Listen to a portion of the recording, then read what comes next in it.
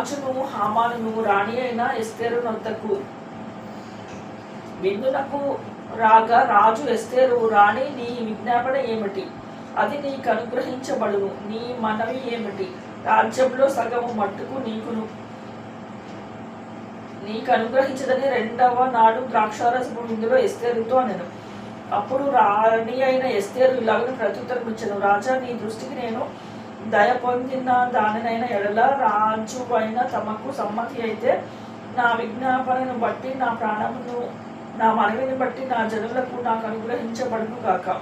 సంహరించబడుటకును హతము చేయబడి నశించుటకును నేను నా జనులను కూడా అమ్మబడిన వారము.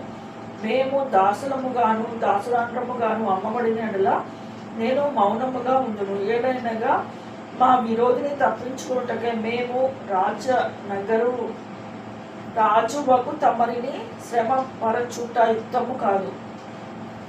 అంతకు రాజైన అహష్వేరోషు ఈ కార్యము చేయుటకు తన మనసు దృఢపరచుకొన్న వాడేడి అని రాణియకు ఎస్తేరును అడగగా, ఎస్తేరు, మా విరోధియకు ఆ పగవాడు దుష్టుడైన ఈ హామానే అనెను.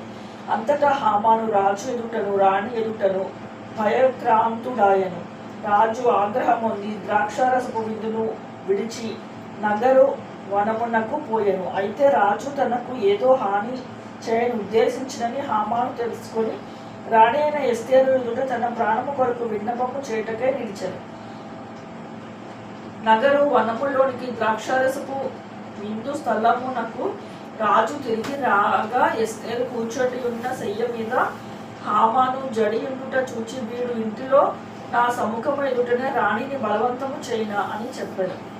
ఆ మాట రాజు నోట రాగానే బంటులు హామాను సముఖమునకు ముసుగు వేసే. రాజు ముందర నుండు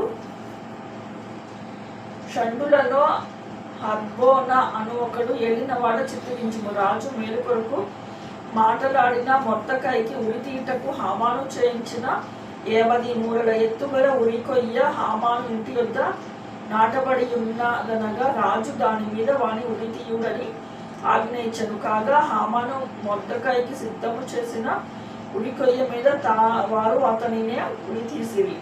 అప్పుడు రాజు యొక్క ఆగ్రహము చల్లారెను.